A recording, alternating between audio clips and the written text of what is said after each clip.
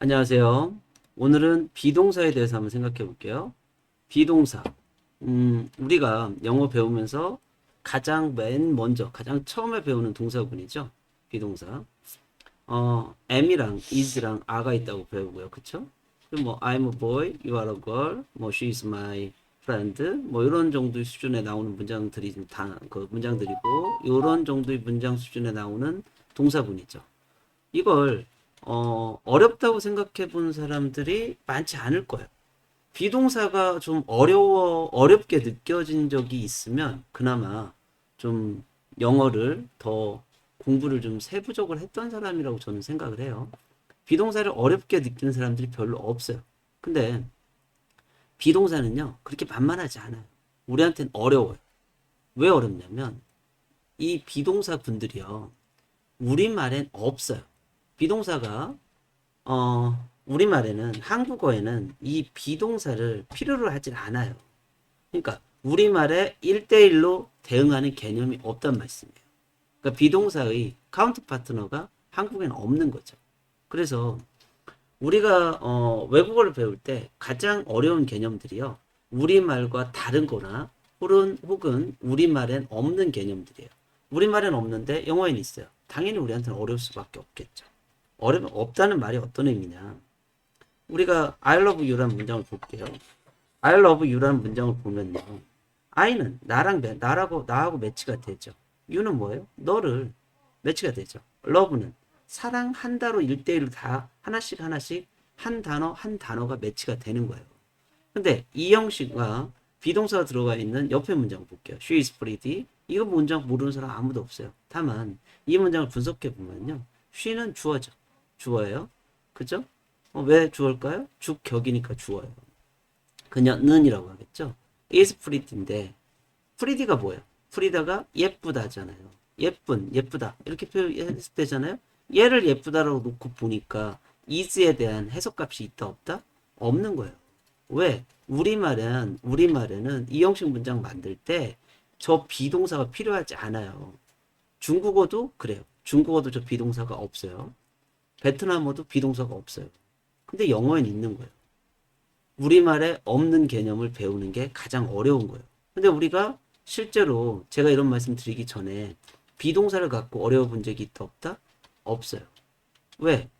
깊게 생각하지 않아 보니까 이게 어렵게 느껴지질 않는 거예요.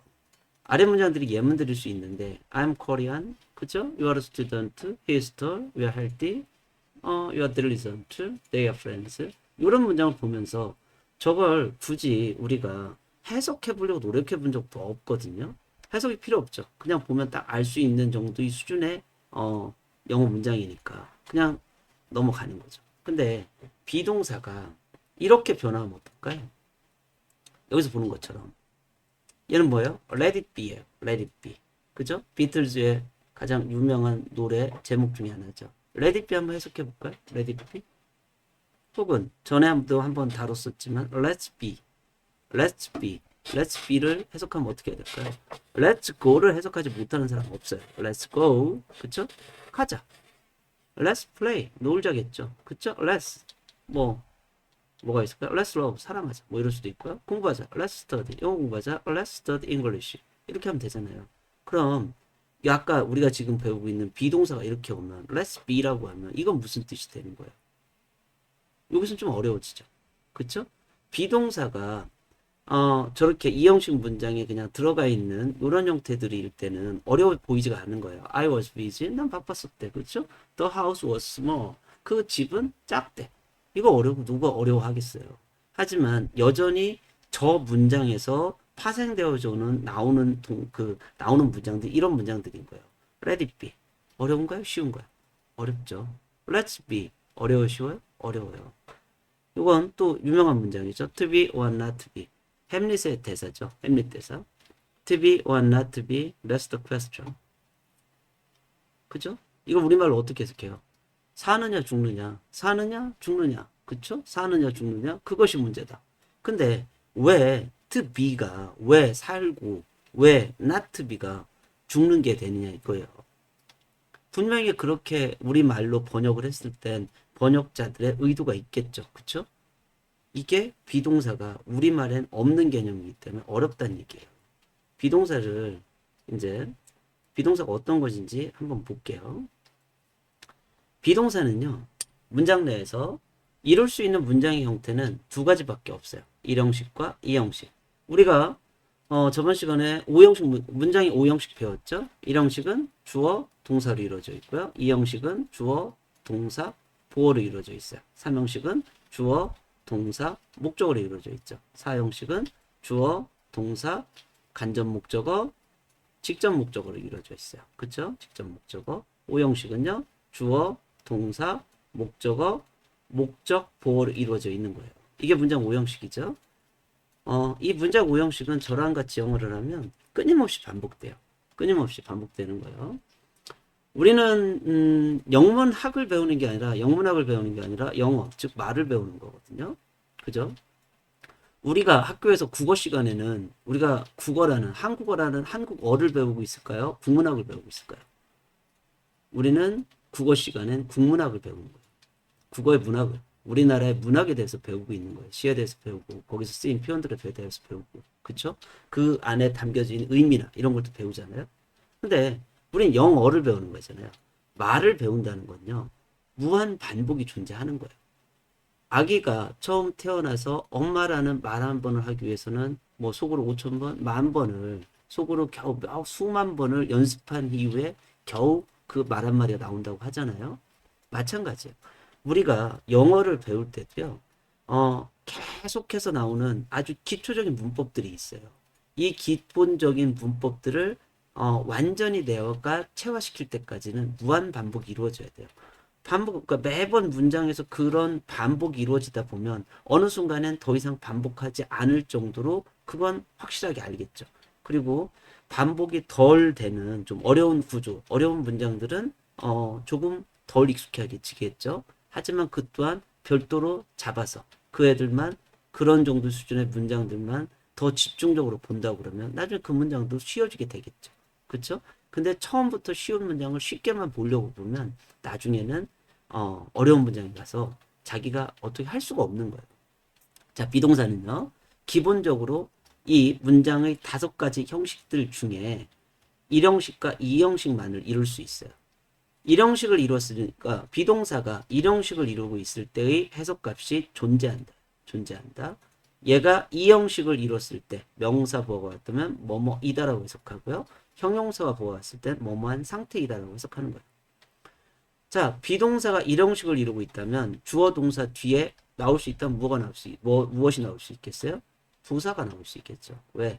부사는 문장 구성 요소에 1형식, 2형식, 3형식, 4형식, 5형식을 결정짓는 데 있어서 영향을 주지 않으니까 1형식과 비동사가 나왔고 비동사는 1형식과 2형식밖에 이루지 못하는데 만약에 그 뒤에 부사 나오고 문장이 끝났다면 걔는 1형식 문장이 되는 거죠. 이때는 존재한다니까 해석값이 되는 거예요. 그리고 주어, 동사, 보어.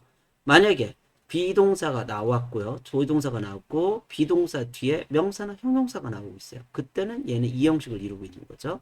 이때는 명사 보어라면 뭐뭐이다라고 해석이 되고요. 형용사 보어라면 뭐뭐한 상태이다라고 해석이 되는 거예요. 이게 뭐냐면 자 보세요. I am in the cafe 그랬어요. 이거 해석 못할 사람 없죠. I'm in the cafe. 그쵸? I'm in Korea. 뭐 이러면 난 한국에 있어. 난 카페에 있어. 근데 여기서 in the cafe를 지워버렸다. 없다고 생각하면 없어요. 없다고 생각하면 I am 얘는 어떻게 해석해야 돼요? in the cafe는 한번 볼게요. in the cafe는 in은 뭐죠? 전치사예요. 전치사. 영어에서 전치사는 반드시 뒤에 명사를 달고 써야 돼요. 혼자서 놀고 있으면 틀린 문장이에요. I am in the cafe. in the cafe잖아요. 더는 한정사고요. 한정사는 반드시 명사랑 함께 노는 거예요. 명사임을 표시해주고 있는 표시나 다름없어요. 나중에 한정사에 대해서 배우겠지만 한정사는 영어를 공부할 때 우리한테 매우 고마운 존재들이에요. 왜? 영어를 좀 할 줄 아는 사람들이 영어의 구조가 쉽단 말을 해요. 영어의 구조가 다른 언어에 비해서 쉬울 수 있는 이유가 요 한정사들 때문에 그래요. 한정사, 대표적으로 관사, 소유격, 지시형용사가 있고요. 근데 얘네들이 명사임을 표시해주는 표식과 다름없어요. 얘들 뒤에는 반드시 명사가 나오기 때문에 얘들은 명사하고 반드시 놀고 있어야 되는 애들이거든요. 그럼 걔네는 명사가 되는 거예요. 그럼 나머지 군들을 덩어리를 이렇게 치다 보면 다른 애들을 얘가 동사인지 얘는 명사인지 얘는 형용사인지를 구별짓기가 굉장히 수월해져요. 그런 한정사인데 한정사 달고 쓰니까 얘는 명사죠. 전명구는 문장에서 어떻게 쓰이는 거예요? 부사구 또는 형용사구로 쓰인다고 그랬어요. 거의 90% 이상은 부사구로 쓰인다고 그랬죠. 이 문장에는 부사구로 쓰인 거예요. 그렇다면 부사는 문장 내에서 무슨 역할을 한다고 했어요? 동사나 형용사나 같은 부사를 수식하는 일을 하고요. 혹은 시간, 장소, 이유 등을 나타내기도 해요. 그리고 우리말에서 부사라고 이름 지은 건 뭐 때문이라고 그랬어요? 부수적인 거기 때문에. 부수적. 필요 없는 존재란 말이죠. 인더 카페는 부사이기 때문에 문장의 필수 구성 요소가 아니에요. 그럼 이 문장에서 얘를 생략해도 된단 말이죠. 그쵸? 그러면 I am in the cafe를 나는 카페에 있다라고 해석했었는데 I am만 놓고 빠져버리면 얘를 어떻게 해석하느냐는 거죠. 이때 해석값이 뭐가 되냐면 존재한다가 된다는 얘기예요. 존재한다. 그죠? 그래서 I am 나는 존재해. 어디에? In the cafe. 카페에 존재해. 이 말을 약간의 의역이 덧붙여지니까 나는 카페에 있다. 이렇게 해석되는 거죠. 하지만 I am만 혼자 있을 땐 존재한다가 되는 거예요. 자, 이걸 알고 다시 한번 이거 정리할게요. 이 형식 문장 비동사 나올 때마다 이제 정리가 될 거예요. 비동사는 1형식과 2형식 문장만을 구성할 수 있다. 그쵸? 1형식일 때는 주어, 동사 나오고 끝나겠죠. 그렇죠? 그리고 이때 해석값이 존재한다 이겠죠. 그리고 주어, 동사 뒤에 무언가가 나오고 있어요. 그럼 걔는 부사란 얘기예요. 2형식 문장이라면 비동사가 2형식 문장을 이루고 있다면 주어, 동사, 보어로 이루어져 있을 거예요. 그럼 동사 뒷자리에 보어는 누가 하죠? 명사. 명사는 주먹보. 주먹보, 주어, 목적어, 보어, 전치사의 목적어 역할을 하니까 주먹보, 전치사의 목적어. 그러니까 보어라면 명사겠죠. 혹은 형용사. 형용사는 무슨 역할을 해요? 명사를 수식하거나 보어 역할. 그러니까 형용사의 역할을 한다는 얘기. 그러니까 보어란 얘기는 명사 또는 형용사가 온다는 얘기죠. 자, 비동사 뒷자리에 명사가 나왔어요. 그러면 명사라면 뭐뭐이다. 주어는 보어이다. 형용사라면 주어는 보어한 상태이다. 이렇게 해석이 되겠죠. 자, 이걸 보고요. 위에 문장 간단하게 한번 볼게요. I am Korean. 그쵸? I는 뭐예요? 주어네. 왜 주어일까요? 주격이니까 주어인 거예요. at 비동사다. 그쵸? 비동사네요. 비동사라면 1형식 아니면 2형식을 이룰 것이다. 근데 뒤에 보니까 코리안이라는 뭐가 나왔어요? 고유명사 나왔네요. 얘 명사. 그쵸? 1형식과 2형식만 이룰 수 있는데 이 명사 문장 내에서 무슨 역할을 하는 거예요? 명사가 할 수 있는 역할은 주어, 목적어, 보어, 전치사의 목적어인데 이 문장에서 무슨 역할을 하고 있을까요? 보어 역할을 하고 있는 거예요. 그쵸? 따라서 명사 보어 나왔으니까 뭐라고 해석한다? 주어는 보어이다. 나는 한국인이다 라고 해석이 되는 거죠. 아래 문장 볼게요. You, 주어죠. you는 인칭대명사의 격의 변화에서 보면 주격 아니면 목적격이죠. 근데 문장 맨 앞은 영어를 뭘로 시작해요? 주어로 시작하죠. 그러니까 주어를 놓고 보는 게 편하겠죠. You are, 비동사 나왔네요. 비동사는 1형식 아니면 2형식을 이룰 것이다. 근데 보니까 a student라는 뭐가 나오고 있어요? 명사가 나오고 있어요. 얘가 왜 명사라고 정리할 수 있을까요? 앞에 한정사가 달려있기 때문에 명사인 거예요. 한정사는 명사를 반드시 달고 써야 돼요. 얘 명사죠. 자, 비동사 뒤에 명사 나왔으니까 얘는 몇 형식 문장이 돼요? 2형식 문장이 되는. 2형식 문장일 때 해석값은 뭐다? 주어는 보어이다라고 해석한다고 그랬죠. You are a student. 너는 학생이다. 얘는 2형식 문장이 되는 거죠. 다음 문장 볼게요. he, 주어죠. he는 왜 주어일까요? 격의 변화. he는 주격으로밖에 안 쓰이잖아요. 문장 어디에서 보든지 간에 he가 나타났으면 걔는 주어인 거예요. 자, he는 주어죠. 그 다음에 무슨 동사요? 비동사다. 그렇죠? 비동사는 몇 형식 아니면 몇 형식이다? 1형식 아니면 2형식일 것이다. 1형식이라면 그 뒤에 뭐가 나와야 돼요? 부사가 나와야 되겠죠. 근데 톨은 형용사거든요. 형용사. 이 형용사, 문장 내에서 무슨 역할을 할까요? 형용사는 두 가지 역할을 해요. 명사를 수식하거나 혹은 보어 역할을 하는 거거든요. 근데 형용사는, 영어에서 형용사는 명사를 수식할 때 명사 바로 앞에서 수식하게 되어 있어요. 뒤에 수식받을 명사 있어야 된다는 얘기죠. I know a girl. 이렇게 나는 어떤 소녀를 알고 있어. I know a pretty girl. pretty가 누굴 수식하고 있어요? girl을 수식하고 있죠. 그쵸? 이것처럼 이때 pretty가 어디 앞에 위치해요? 명사 앞에 위치하죠. 그쵸? 요럴 것처럼 영어도 단독 형용사가 명사를 수식할 땐 여러 개의 단독 형용사가 명사를 수식하더라도 걔들은 전치 수식, 명사 앞에 수식하게 되어 있어요. 우리말과 같아요. 그래서 우리가 예쁜 여자, 흰색 차, 뭐 이런 걸 영작할 때 전혀 어려워하지 않는 거예요. 우리말 같기 때문에. 하지만 내가 어제 만났던 예쁜 여자 이렇게 하면 갑자기 어려워지죠. 그렇죠? 내가 어제 만났던부터 머릿속에 떠오르니까 어려워지는 거예요. 그렇죠?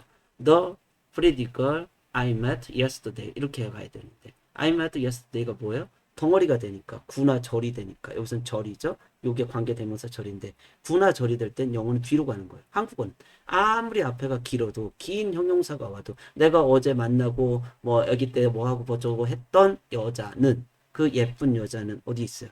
여전히 명사 앞절에 있는 거죠. 그죠?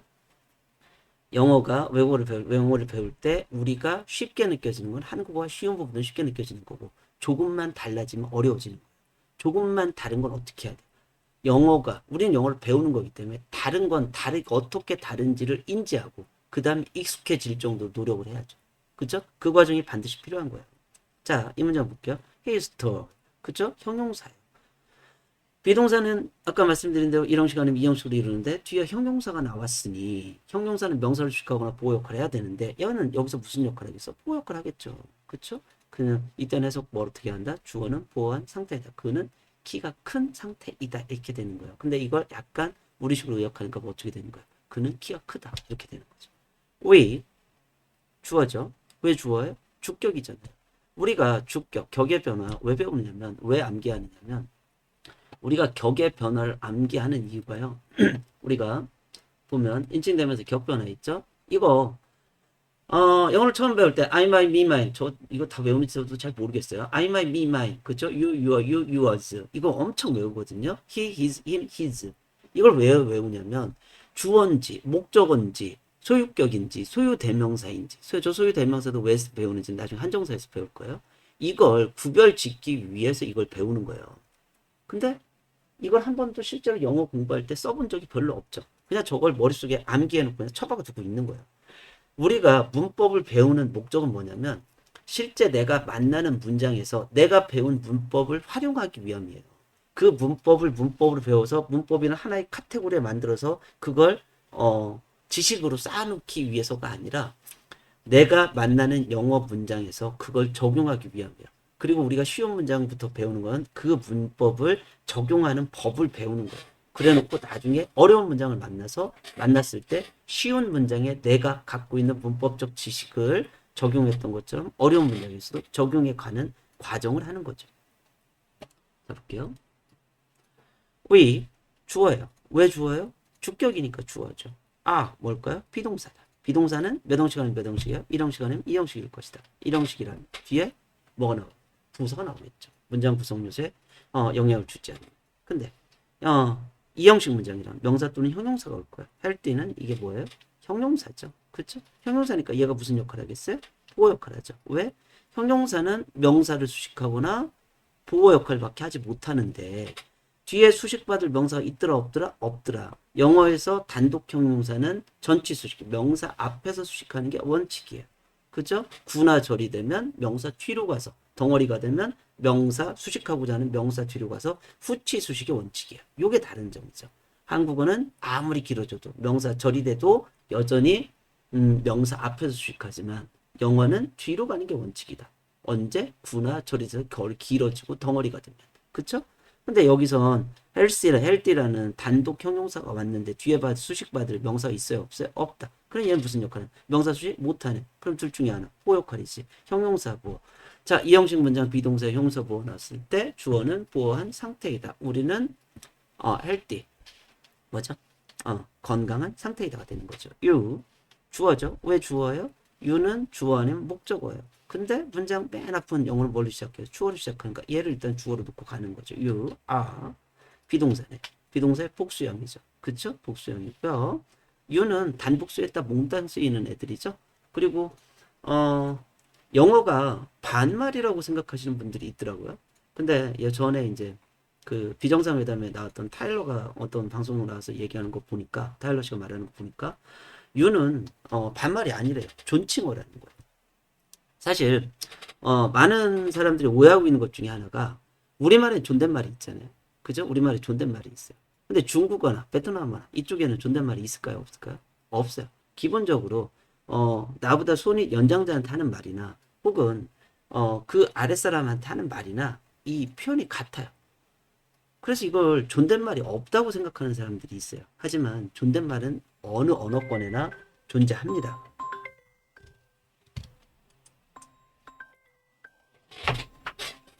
어느 언어권에나 다 존재하고요. 중국어에서 보면 중국 영화 예전에 우리 세대에서 중국 영화 보다 보면 따거 따거 그러거든요. 따거가 형님이에요. 형님. 그죠? 자기보다 손윗 사람을 그렇게 부르는 거예요. 나랑 형뻘이 되면 형님이라고 부르고요. 나랑 삼촌뻘이 되면 삼촌이라고 부르고. 그죠? 이모뻘이면 이모라고 부를 수도 있겠죠. 이렇게 숙모라고 부르고 호칭을 통해서 이 사람들도 상호관계를 나타내고 존중을 나타내요. 베트남어도 그렇고. 그래서 우리나라 말은 어떻게 하는 거야? 우리나라 말은 평서문 끝에 딱 요자를 붙이면 그게 존댓말이 되죠. 호칭은 호칭대로 하지만 그러니까 어느 나라나 상대방한테 존중을 표현하는 방식들이 있고요. 그 존중을 표현하는 방식이 결국 존댓말이 돼요. 그래서 영어권도 you라는 단어가 you라는 말 자체가 타일러 씨 말에 의하면 이게 단순한 반말이 아니고 너가 아니라 당신 아니면 존칭어라는 거죠. 따라서 호칭이 존칭이 됐으니 그 뒷말은 반말이어도 여전히 반말이 되는 거죠. 사실 저도 그래요. 저도 현장에서 동생들 나이 어린 동생들이 지금 저랑 같이 일하는 애들이 한 23 그러거든. 근데 그 동생들이 저한테 반말하는 거 신경 안 써요. 근데 앞에 호칭은 형님이어야 되죠. 왜냐면 거의 나이가 한 30년 가까이 차이 나니까 호칭만 형님이라고 하고 나중에 친해져서 그 뒷말이 조금 반말 비스무리하게 가더라도 기분 나쁘지 않아요. 그 기분 나쁘게 생각하지 않고 아 친해졌구나 저는 좀 컸구나 이렇게 느껴지고 저 또한 저보다 위 형님들한테 그런 식으로 표현하거든요. 이게 호칭에 의한 상호 관계인 거예요. 그리고 그 뒷말은 평서문이라고 할지라도 앞에 호칭이 존칭이 됐다면 그 말은 여전히 존댓말일 수밖에 없겠죠. 영어도 그렇고 중국어도 그렇다는 얘기예요. 요 너 주어져 비동사예요. 그죠? 비동사네요. diligent는 뭘까요? 비동사라면 뒤에 1형식 아니면 2형식일 것이다. 1형식이라면 부사가 나오고 있을 것이다. 근데 diligent란 뭐가 나왔어요? 형용사가 나와요. 그쵸? 형용사 무슨 역할에 명사를 주격하거나 보호 역할을 한다. 근데 수식할 명사가 있더라 없더라? 없다. 그렇다면 얘는 뭐예요? 부호다. 이 형식 문장에 형용사 보호 나왔어. 주어는 보호한 상태이다. 너는 딜리전트한 상태이다. 너는 근면한 상태이다. 성실한 상태이다. 이렇게 해석되겠죠? 우리 식으로 하면 너는 부지런하다. 그죠? 이건 I was busy. I 주어죠? 얘는 동사네. 그쵸? 무슨 동사예요? 비동사. 비동사의 과거형이네요. 그 다음에 뒤를 보니까 비동사는 하면 일형식하는 위형식을 이루고 있는데 뒤에 문장 보니까 busy라는 형용사가 오고 있어요. 그쵸? 그러니까 얘는 이 형용사 문장 내에서 무슨 역할을 하겠어요? 명사 수식하거나 보호 역할을 하겠죠. 근데 여기서 수식할 명사 있더라 없더라 없더라. 따라서 얘는 이 형식 문장이다. 그쵸? 이 형식 문장 어떻게 해석해요? 주어는 보호한 상태이다. 나는 바쁜 상태이다. 라고 상태였었다. 라고 해석이 되겠죠. 아래 문장 볼게요. The house. The 한정사죠. 한정사 다음 시간에 할 거예요. 한정사는 관사, 소유격, 지시형용사 대표적으로 있고요. 그 외에도 몇 가지가 더 있어요. 관사, 소유격, 지시형용사. 이 애들은 명사를 반드시 뒤에 달고 써야 되는 거예요. 얘 the house까지죠. 왜? 뒤에 비동사가 나왔으니까 얘가 명사죠. 문장 맨 앞에 나온 명사 무슨 역할을 하겠어요? 영어는 문장 오형식이 뭘로 시작한다? 주어로. 주어는 누가 한다? 명사가. 그쵸? 명사가 할 수 있는 역할은 주어, 목보, 주어, 목적어, 보어, 전치사의 목적어밖에 없어요. 따라서 얘는 문장 대가리가 나왔으니까 문장 맨 앞에 나왔으니까 얘를 뭘로 놓고 보는 게 좋겠다? 주어로 놓고. 그리고 was 비동사 나왔네요. 비동사는 1형식 아니면 2형식일 것이다. 그 집은 뭐뭐이다, 뭐뭐한 상태이다. 이렇게 해석되겠네요. small이라는 형용사가 나왔죠. 이 형용사 문장 내에서 무슨 역할을 한다? 명사를 수식하거나 보호 역할을 한다. 그죠? 명사를 수식하거나 보호 역할을 해요. 근데 수식할 명사가 small 뒤에 있더라 없더라? 없더라. 따라서 얘는 뭐예요? 보호 역할을 할 것이다. 비동사 뒤엔 보호를 쓸 수 있으니까 이 형식 문장에 이 형식 문장에 형용사 보호가 났어요. 주어는 보호한 상태이다 기본 해석이죠. The house was small. 그 집은 작은 상태였다. 그 집은 작았다. 이 정도가 되는 거예요. 아래 문장 한 번 더 볼게요. he 주어죠. 왜 주어요? 주격이니까 주어죠. 인칭대명사 격의 변화. 그쵸? 인칭대명사 격의 변화 여기 있잖아요. he. 그쵸? 그는. he, his, him, his. 그쵸? 얘는 문장 어디에 나타나도 요 주격이라는 애들은 문장 어디에 나와도 무조건 주어란 표시인 거예요. 그래서 우리가 외운 거예요. 자, he 주어죠. was 비동사네요. 비동사의 과거 형태예요. 그쵸? he was 비동사는 1형식 아니면 2형식일 것이다. 근데 뒤에 보니까 명사가 나왔어요. 얘가 명사에 어떻게 할 수 있어요? 어라는 한정사가 나오고 있네요. 한정사가 이 뒤에 놈을 수식하고 있죠. 얘는 무조건 명사일 거예요.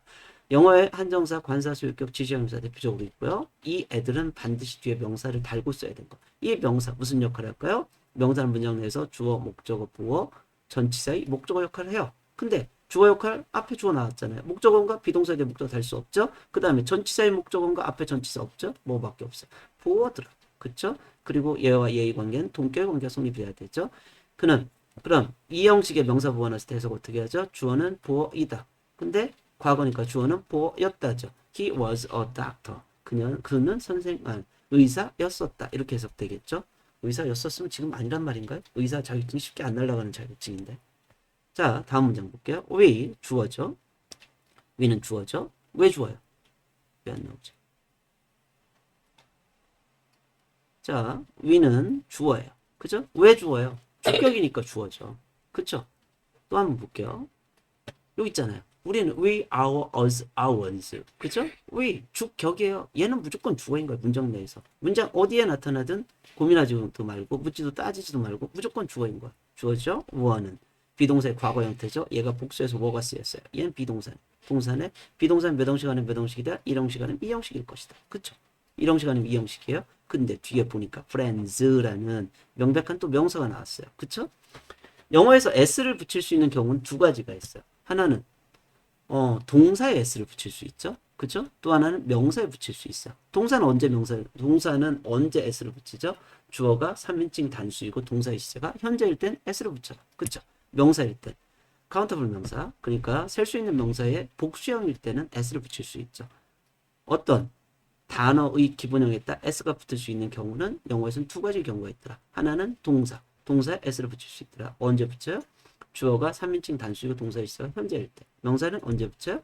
얘는 복수 명사일 때 붙이는 거죠. 이것도 나중에 어려운 자기 수준에 각각 아무리 영어 공부를 해도요. 자기 수준의 어려운 문장을 만날 수 있어요. 자기 수준의 어려운 문장을 만났을 때 그 문장을 해결해 나가기 위한 힘을 기르는 거예요. 우리가 지금 we were friends. 우리는 were 뭐뭐한 상태, 뭐뭐였었다가 되는 거죠. friends 명사가 나왔으니까 얘가 보호 역할을 하는 거죠. 이 명사 한번 생각해 볼까요?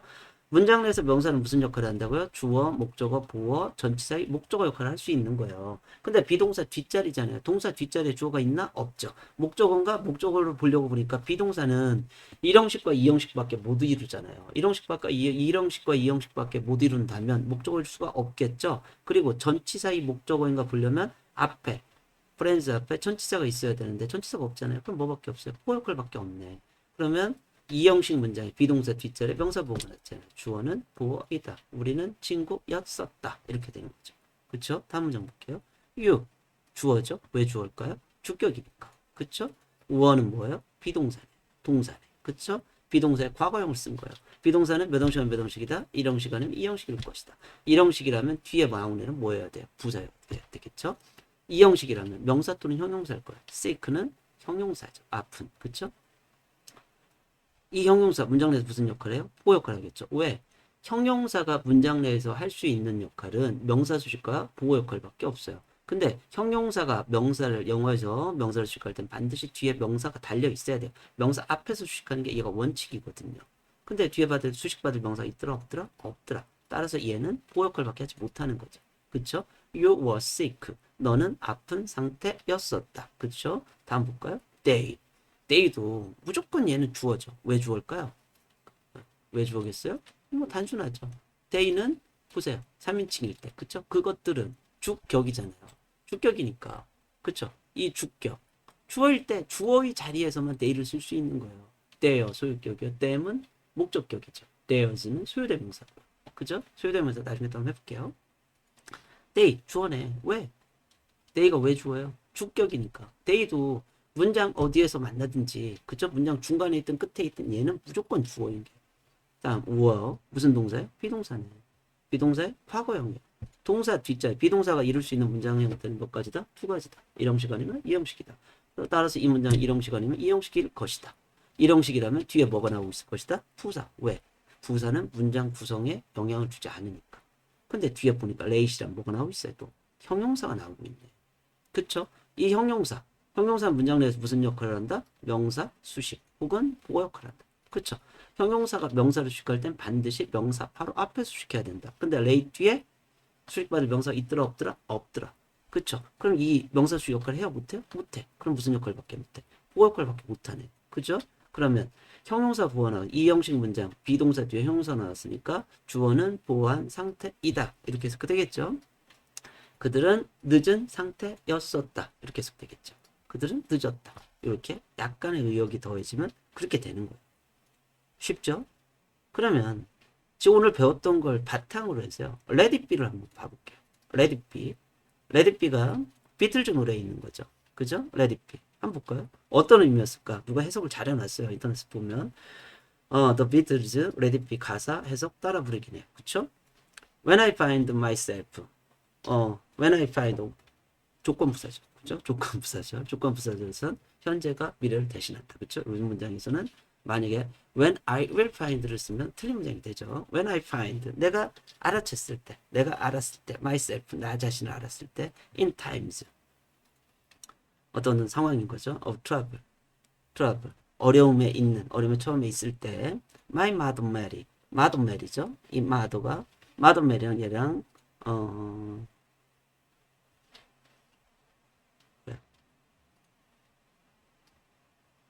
그죠? mother Mary 그죠? mother Mary 엄마 메리가 comes 왔다는 얘기죠. 그쵸? 얘가 동사죠. 그쵸? 이거 주어고 comes to me 나한테 왔대요. comes s 왜 붙여놨을까요? come에다 s는 붙였어요. 주어가 3인칭 단수여서 붙인 거죠. 주어가 3인칭 단수이고 동사 있어가 현재일 땐 동사의 원형에 s를 붙여라. 그쵸? mother Mary가 comes to me 나이가 온다는 거죠. 나이가 와서 speaking 말했죠. speaking words 얘는 분사구문을 보여요. speaking words of wisdom 지식의 단어를 말했다는 거죠. 지식의 단어를 지혜인 말씀해줬다는 거죠. Let it be. Let it be. Let it be를 어떻게 해석했어요? 그대로 두어라. 흘러가게 두어라. 순리에 맡겨. 이렇게 해석됩니다. 그대로 두어라. 이게 왜 그대로 두어라가 될까요? 자, Let it be를 한번 볼게요. 그대로 둬라. 냅둬 한 이 정도 되는 거예요. 짧게 쓰면 Let it be가 색을 세 단어로 바꾸면 냅둬요 이렇게 되는 거죠. 왜 그렇게 되느냐? Let it be 볼게요. Let it be는요. let은 무슨 단어, 무슨 동사예요? 사역동사죠. 사역동사. 우리 영어 다들 학교 다닐 때 조금씩은 다 해봤잖아요. 사역동사 들어봤거든요. 사역동사에 뭐가 있어요? make, have, let 있죠. 그쵸? 그리고 또 하나 있죠. 준사역동사 help가 있어요. 도와줘서 하는 거. 근데 help는 시험에 잘 안 나요. 그쵸? 시험에 잘 안 나고 make, have, let 뒤에는 make 뒤에 목적어가 오고 목적보의 자리에 준동사가 올 것 같으면 준동사는 원래 투부정사밖에 없었다고 보였거든요. 준동사가 올 것 같으면 요 to를 생략하고 써라. to를 to를 지우.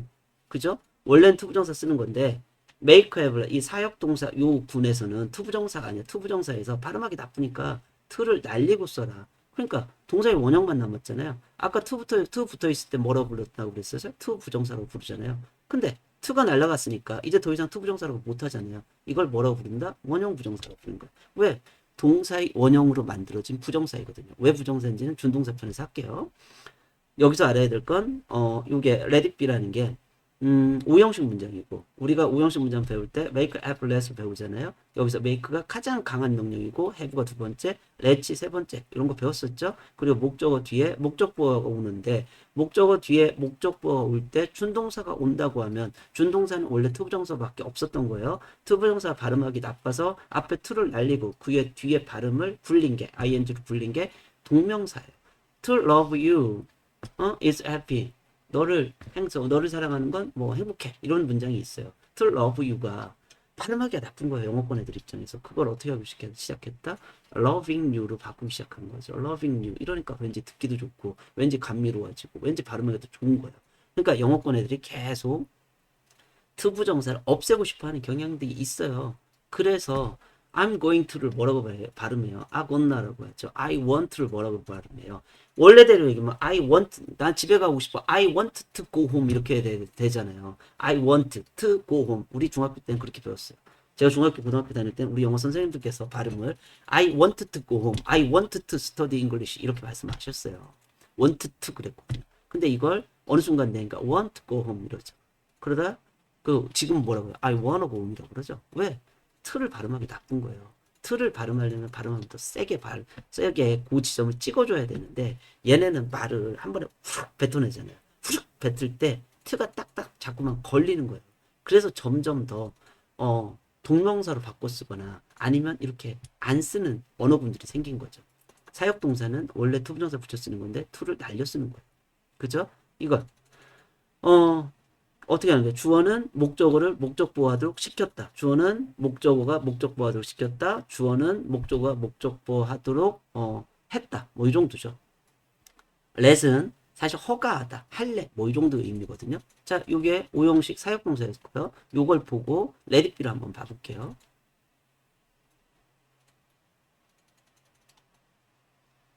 let it be를 보기 전에 한 문장 더 볼까요? let him go. let them go. 뭐 이런 문장 많이 쓰죠. 미국 드라마 보면 이 문장이 많이 나오고 이런 문장이 많이 나오거든요. 주인공 여자친구가 이제 영화상에서 인질로 잡혀 있는 거죠. 그리고 남자 주인공이 멋있게 딱 나타나죠. 딱 나타나고 야 내가 왔으니까 쟤는 보내 이러는 거죠. let them go 그렇죠. 이 문장이 어떻게 되는 거야? let 주어죠. 아니 주어래 동사죠. 영어에서 동사의 원형으로 시작하는 문장이 뭐예요? 명령문이에요. 보내줄래? 보내줘. 청유. let은 약간 청유 형태가 있거든요. 갈래? 할래? 뭐 이런 정도예요. 할래? them 그들이 목적어가 go 가도록 목적보호 하도록 얘와 얘 사이에서는 주어와 동사의 관계가 성립되죠. 그죠? 목적어가 목적보호하도록 할래 해줘 이런 의미거든요. 해줘. 그죠? them 그들이 가도록 해줘. 걔들을 풀어줘 이런 의미. let them free, let them go 뭐 이런 식으로 많이 쓰잖아요. 이 문장과 let it be는 같은 문장이에요. 근데 비동사가 오니까 어려운 거죠. let it be를 보면요. let은 동사죠. 동사의 원형으로 시작한 문장 영어에서 뭐다? 명령문이죠. 청유형 명령이에요. let it 이시 목적어죠. be는 뭐예요? 비동사네. 비동사. 그쵸? 원래 오형식 문장에서 목적어와 목적보의 사이는 무슨 관계가 성립된다? 주어 동사의 관계가 성립되는 거예요. 이건 나중에 할게요. 원래 오형식 문장이 단문 두 개를 복문으로 바꾸는 형태인 거예요. 그래서 얘네는 얘와 얘 사이에서는 주어 동사의 관계가 성립되거든요. 얘를 주어로 놓고 보니까 비동사죠. 비동사 하나 나오고 그 뒤에 무언가 달려있는 놈이 있더라 없더라? 없더라. 그럼 얘가 몇 형식인 거야? 주어 동사로 이루어진 일형식 문장이 되는 거죠. 그쵸? 자, 비동사는 제가 뭐랬죠? 1형식 아니면 2형식일 것이다. 그쵸? 1형식이라면 뒤에 뭐가 달고 1형식 문장이면 뒤에 뭐 달고 쓰고 있겠어요? 아무것도 없거나 필요 없는 부사가 오고 있겠죠. 2형식 문장이라면 비동사 뒤에 뭐가 나오고 있겠어요? 보어가 나와야 되니까 명사 또는 형용사가 나올 거예요. 근데 이 문장에서 itbe는 it을 주어로 놓고 be를 동사로 놓고 보니까 뒤에 달린 놈이 있더라 없더라? 없더라. 따라서 얘가 이루고 있는 문장은 무슨 문장이 되는 거야? 일형식 문장이 되는 거예요. 일형식. 이 일형식 문장 해석 어떻게 해요? 존재한다라고 해석하죠. 그죠? 이것이 존재한다. 그죠? 이것이 존재하도록 허락해. 이것이 존재하도록 해줘라. 이것이 존재하도록 해라. 그래서 이 문장을 약간의 의역을 하니까 내비둬라. 이렇게 되는 거죠. 지나가게 내비둬라. 그쵸? 그래서 이 문장에서 보면 그대로 두어라. let it be. 그것이 존재하도록 허락해. 흘러가게 놔두라. 순리에 맡겨라. 그건 문장 전체의 뜻은 각각 패러그램에 따라 달라지겠죠. 이렇게 해석이 가능해지는 거예요. 그럼 이걸 알고 이제 let's be를 해볼까요? let's be. let's be는 제가 현장 일하다 보면 굉장히 많이 봐요. let's be. 유명한 거 있죠. let's be 캔커피 있잖아요. let's be 캔커피. 저는 싫어요. 이 캔커피. 이 캔커피 let's be 제일 싸구려거든요. 그래서 현장에서 뭐 현장 담당자나 누가 let's be 사오면 짜증납니다. 잘 안 먹어요. 우리 누가 네, 안 먹어. 잘 안 먹어. let's be 잘 안 먹습니다. 하지만 이게 영어 문장을 배울 땐, 영어 문장을 공부할 땐 좀 도움이 돼요. 이름을 잘 줬어요. 우선 let's be는 축약형이죠. 플러스면 뭘까요? let 아직도 let is go라고 생각하시는 분 있으면 큰일 납니다. let is go 절대 아니에요. 이걸 let is go라고 말씀하시면요. let's go만 모르는 게 아니에요. 생각보다 더 기초적인 부분들을 모르시는 거예요. 왜냐면 let is go라고 그러면요. 비동사잖아요. 비동사는 1형식 아니면 2형식 이른다고 그랬죠. 그쵸? 뒤에 무언가 나왔으니까 A는 B이다라고 해석될 거 아니에요. let's go이다라고 해석해야 되는 거예요. 이 문장은. 그죠? 근데 그렇게 해석 안 하시잖아요. let's go는 뭘 줄여 쓴 문장이요? let us be를 고쳐 쓴 문장이에요. 이 문장을 보기 전에 let's go를 볼게요. let's go. let's go 무슨 뜻이죠? 오늘? Let's go. 응? 가자. 그쵸? 우리 초등학교 4학년인 제 아들도 알고 있는 단어예요. let's go. 가자죠. 그쵸? let's study 하면 뭘까요? 오늘? Let's study. 어. 공부하자. 그렇지. 근데 let's be 하면 무슨 뜻일까? Let's be. 어? Let's be. 그치. let's be는 어렵죠. 그쵸? 자, let's 뒤에 go나 let's 뒤에 study나 let's 뒤에 다른 동사분들이 오면 이걸 해석을 어려운 사람이 아무도 없어요. 근데 이건 어렵더라 이거예요. 자, let us go부터 하면 let's go를 줄였으면 풀었으면 let us go거든요. let'은 뭐죠? 동사의 원형. 영어에서 동사의 원형으로 시작하는 문장 뭐다? 명령문. 그쵸? 명령문이요. 얘를 동사 놓고 보겠죠? 그 다음 us는 무슨 격이에요? 볼까요? us 볼게요. 위에 있죠?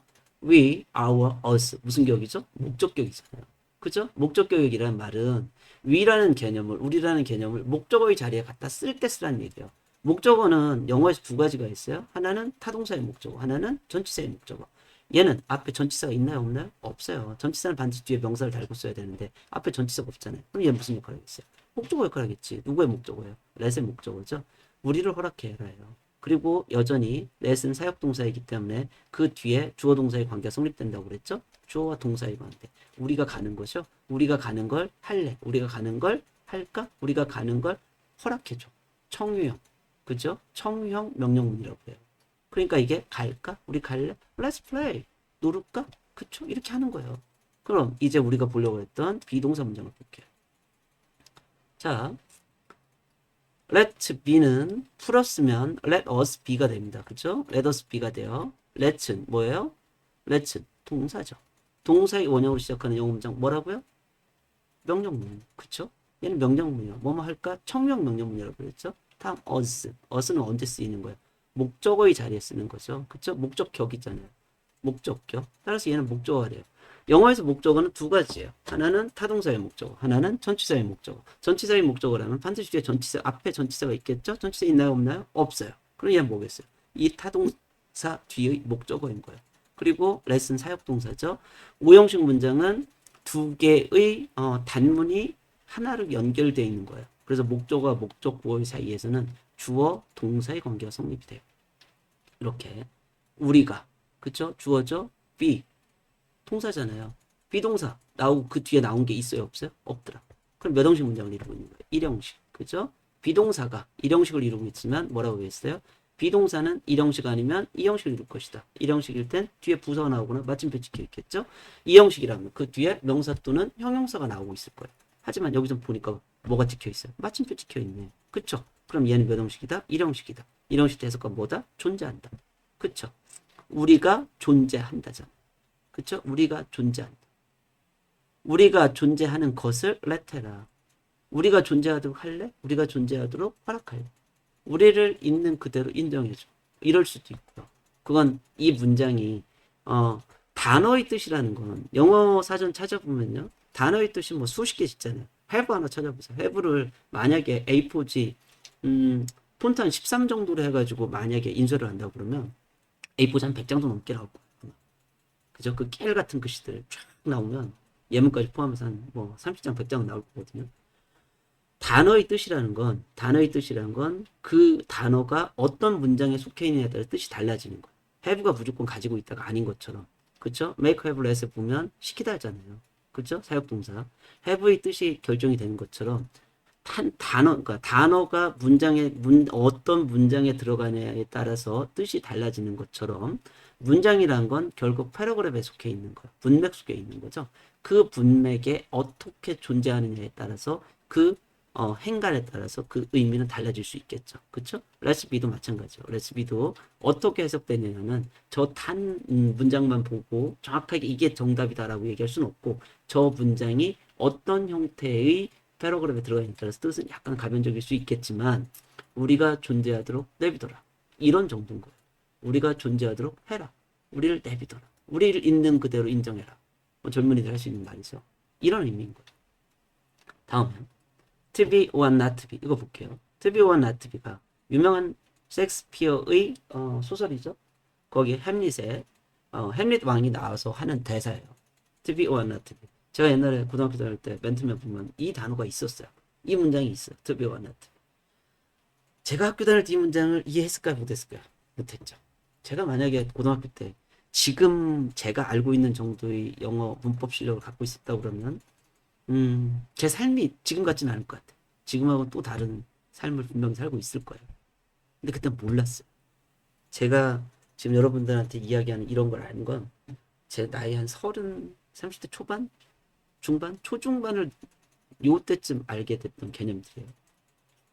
그러니까 이걸 참 아쉽죠. 이런 개념들을 좀 더 일찍 알았다면 진짜 저도 누구 못지않은 영어 뇌도 좀 만들고 그래서 스피킹도 잘하고 리스닝도 진짜 잘하면서 그리고 대한민국에서는 영어를 뭘로 쓰죠? 인재를 구별짓는 변별력의 수단으로 쓰고 있는 게 대한민국이에요.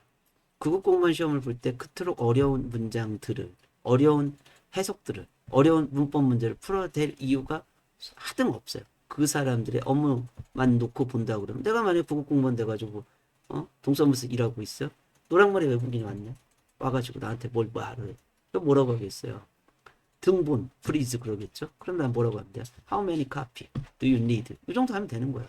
그렇죠? 맞죠? 그 정도만 해도 충분하게 필요한 업무 수준에 필요한 영어를 하는데 그 이상의 수준을 엄청나게 요구하는 거죠. 왜요?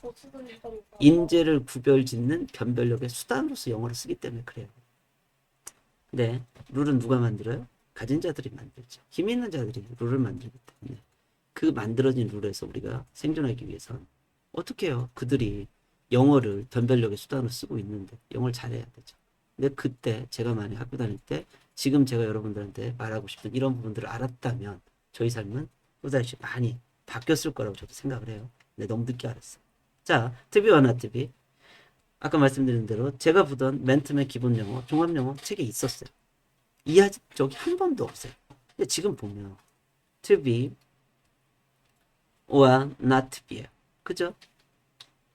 to는 여기서 to 부정사거든요. to 부정사예요. 얘도 to 부정사예요. 앞으로 to는요. 두 가지의 경우를 갖게 돼요. 하나는 전치사로 쓰여요. 전치사. 그죠? 전치사 to 약간의 방향성을 갖고 있는 애들 있죠. 그죠? 전치사 to 여러 가지 많이 쓰이잖아요. 또 하나는 뭐예요? to 부정사를 만드는 to예요. to 부정사라는 건 뭐였어요? 아직 준동사 안 했기 때문에 그렇지만 나는이 무한 반복일 수밖에 없는 영어의 단문에서 이 단문을 복문으로 바꿔 쓰고 싶은 욕구가 영어권 애들한테도 있는 거예요. 근데 영어에선 동사와 동사가 직접 완충되지 없이 직접 만나지 못해요.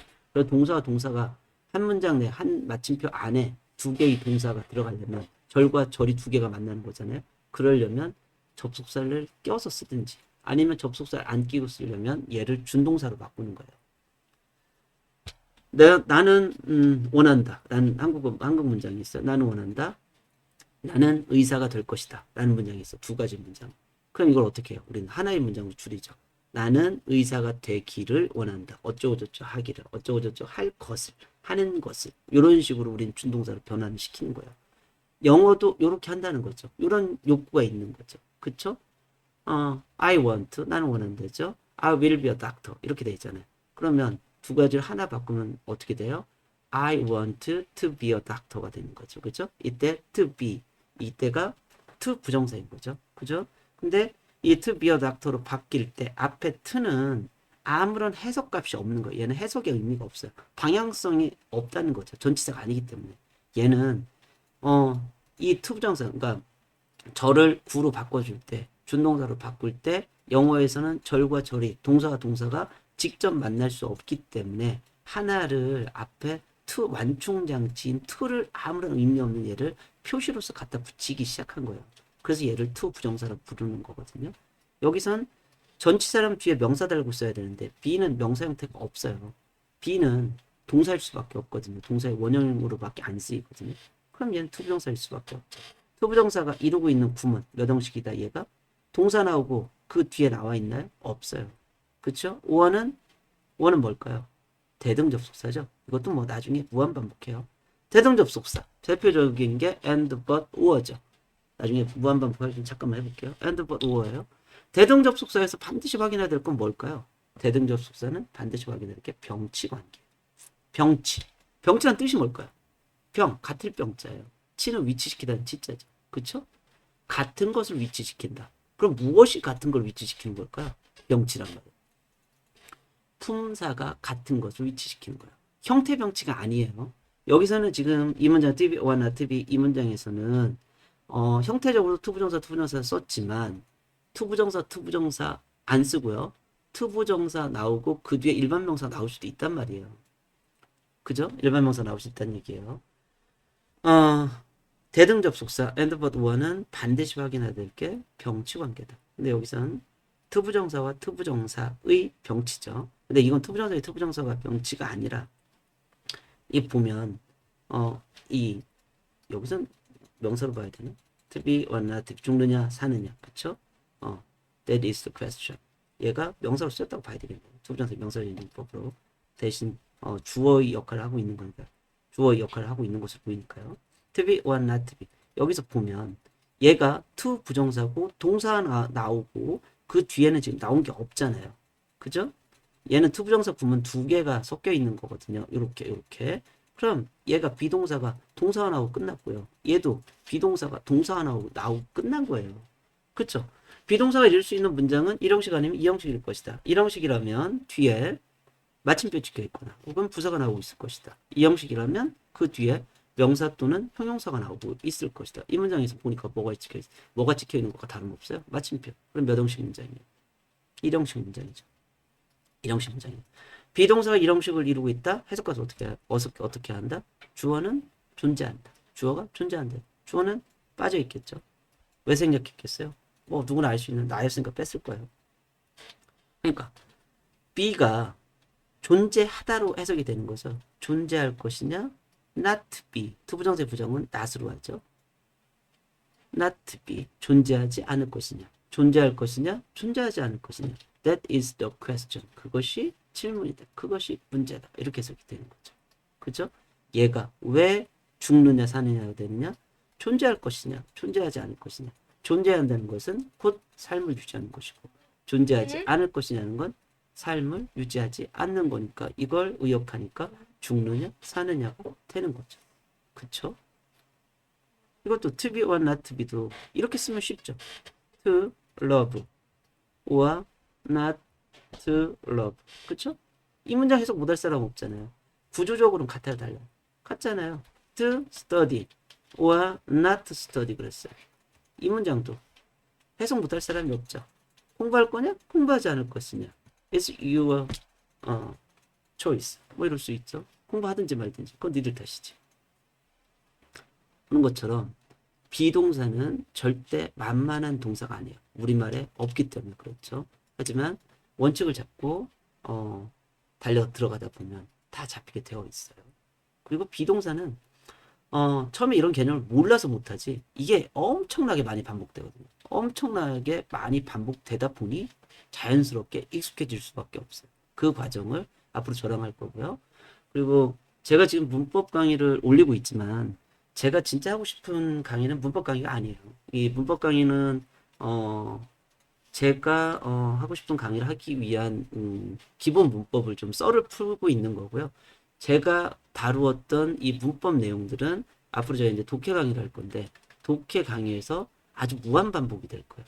무한 반복이. 그러면서 듣다 보면 어느 정도 수준까지는 누구나 이해할 수 있게 그리고 문법이 어떻게 반복되어지는지를 보여주는 그런 강의를 앞으로 하게 될 겁니다. 오늘 좀 길었네요. 감사합니다.